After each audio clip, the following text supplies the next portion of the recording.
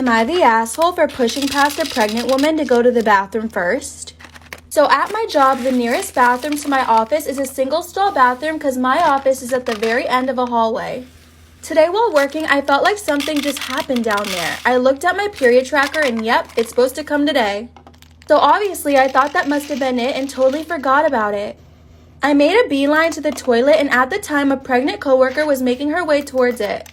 When she saw me, she hurried up and we kind of arrived at the door at the same time. I made a move to grab the handle, but she got in my way and blocked me. She said, "Sorry, I'm pregnant and I really gotta go," to which I told her I think I just started my period and I'm gonna make it quick. She didn't want to accept that and said I got a baby pressing on my bladder. I replied that I might be bleeding in my pants right now and she told me I should have watched out for myself better and moved out of my way to open the door herself. This is where I did a dick move and used this opportunity to quickly slip into the bathroom myself and lock the door. I actually did get my period, so I took care of everything and was in and out in like 3 minutes. I swear I could see smoke coming out of her ears and she told me I was an inconsiderate prick. She said she could have peed on herself and I don't know the panic of someone tap dancing on my bladder and the bathroom is blocked. She also threatened to go to HR.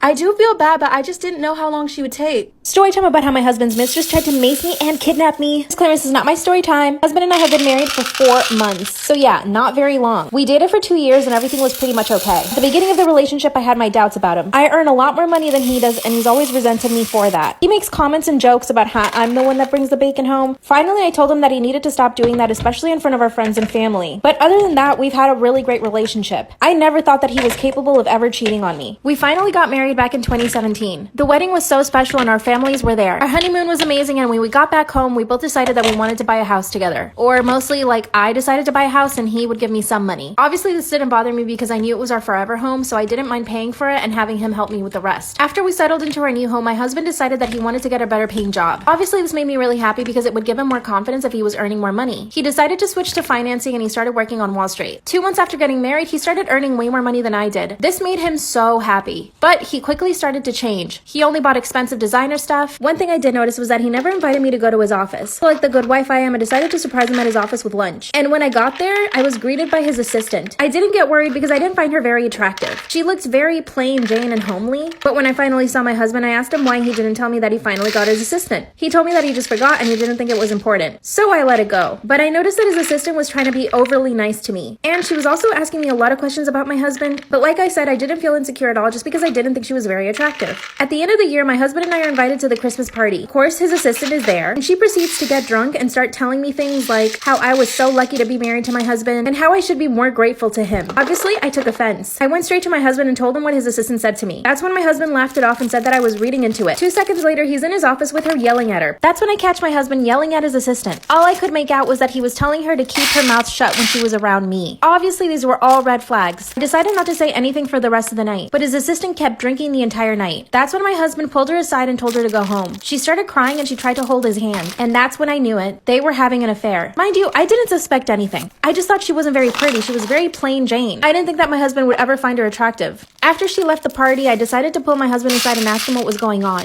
I asked him if he was having an affair with her, and he told me the truth. He said yes. Obviously, this was really heartbreaking. We hadn't been married long. That's when he told me that he wanted independence from me because I was the one that paid for everything, and that he wanted to feel like a man, and that because I earned more money and paid for everything, he felt less of a man. Wow, great excuse. He promised to break things off because he had no feelings for her and that he actually felt bad for using her because she was falling in love with him. I told him that he needed to fire her right away. The following day, he fired her, but she shows up at our doorstep. But of course, my husband wasn't home. As soon as I open the door and see that it's her, she pulls out pepper spray and sprays me in the face. I fall to the floor and she grabs me by my ankles and drags me to her car. She was like scary strong. She opened up her trunk door and actually tried to pull me inside, but she couldn't lift me. Luckily, one of my neighbors was there and started yelling at her to leave me alone. That's when she got in her car and drove off. The police pulled her over 2 miles away. In her car, she had a shovel and an axe. She told the cops that she was planning on aliving me so that she could stay with my stupid husband. She went to jail and my husband and I are still together. Should I get a divorce? Am I the asshole for confronting the bride and groom at the wedding over the seating chart and leaving early when they refused to change it?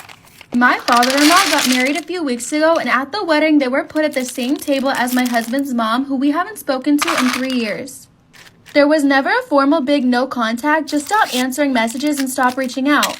My husband checked her social media once to make sure she was alive. She was, so we felt like fine if she wants to ignore us and the relationship can just be over. We haven't heard from her since she hasn't met the baby, and it was sad for my husband for a while, but he's over it. We were expecting her to be at the wedding, but we're very surprised that she was seated next to us. Father-in-law knows about the estrangement. I asked father-in-law and the bride why we were next to mother-in-law, and I did congratulate them first. Father-in-law looked like he was trying really hard not to smile and said to ask the bride because she did the seating chart. She said it's just normal to put people with people they know, and I asked if we could be moved because she was making my husband so uncomfortable.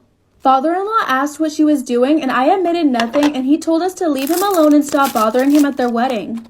I went back to the table, and at this point, my husband isn't even eating because he's stressed, and mother-in-law's twisting all the way in her chair so she doesn't have to look at us. I snapped and told my husband we shouldn't stay when we've been disrespected, and if his dad wanted us there, he wouldn't have put us here. I literally don't know if I should be scared. So Christmas is in 5 days, and I have a lot of Christmas gifts. Like, I need to get a lot of people Christmas gifts. So I'm like, maybe I'll go to Walmart to get some gifts. Get some quick holiday shopping done for cheap at Walmart. So I go there alone because I'm on winter break before anybody else that I'm friends with. Because all my friends go to public school and I do online school, and I got off Friday. So I'm like, I'll just go alone. I left my house at like noon. I get to Walmart, and surprisingly at 12 o'clock on a Monday, it was very busy. Like, there were a lot of people. So when I walk in, straight to the makeup aisle, because that's like the main thing I needed to get. I wanted to get some of my friends' makeup, make them look all cute for Christmas. I'm sitting there like looking at the eyelash section for a good 5-10 minutes, and I feel like somebody's staring at me. I feel like there's a presence with me. So I'm like, little weird. I turn around, I look behind me, and there's some random guy just sitting there staring at me. And I'm like, little weird. Maybe he recognizes me. Maybe he thinks I'm cute. I don't know. But I was not getting a good vibe. Not at all. So I just pick out a random pair of eyelashes for my friend because I did not want to be there any longer. So then I go over to the clothing aisle of Walmart to get like sweatpants and stuff like that. This man follows me to the clothing aisle. Follows me. So at this point, I start to get very paranoid. Like, weird. So I call my boyfriend and I like stay on the phone with him so that this dude would like get a hint. Like, but no, he did not get a hint. Instead, he stood right next to me, like mere inches away, looking at sweatpants with me. So I've never like, I felt very weird. Like, so I just walked away and I was like, okay, I'm just gonna get the makeup in. So I go to self-check and the dude's not at self-check, like he was gone. So I'm like, okay, maybe I'm like overthinking. Maybe I get my items and I walk out the door and the guy's standing by the shopping carts, like by the entrance of the store. He's just standing by them. And I'm like, okay, he's gonna say something to me, like whatever. And sure enough, he's like, hey, can I talk to you? And I'm like, yeah, what's up? And he's like, I'm pretty sure you go to school with one of my friends. And I'm like, very nicely, I'm like, oh, I don't think so. Like, I do online school.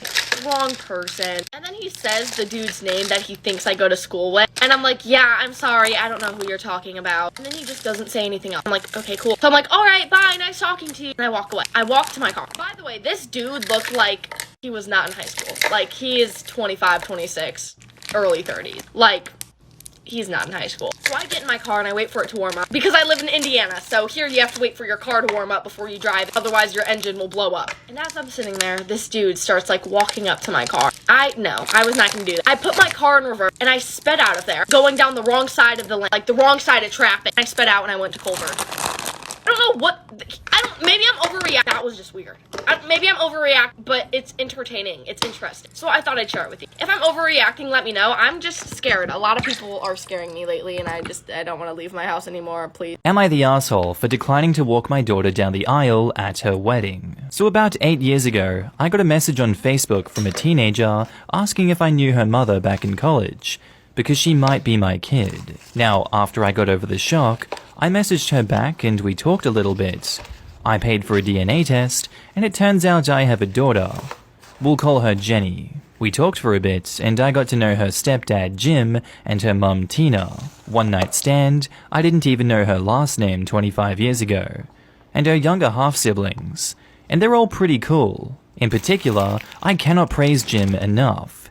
He's one of the nicest guys I've ever met. Basically a human teddy bear, this guy. Now overall, I'd say Jenny and I have a decent enough relationship.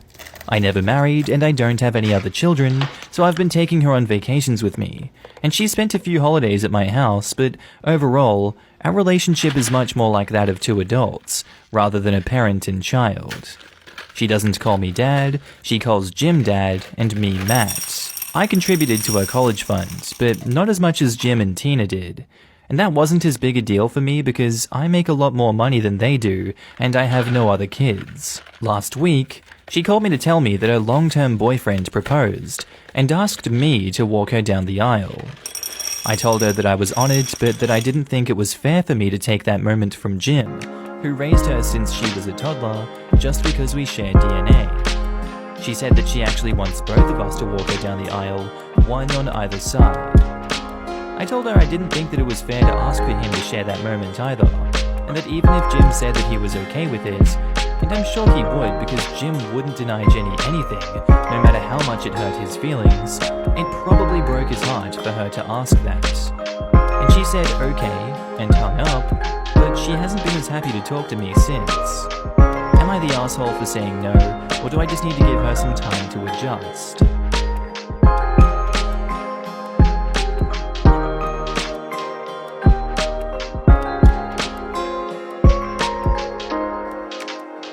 Hi guys, thank you for watching. I love you guys so much.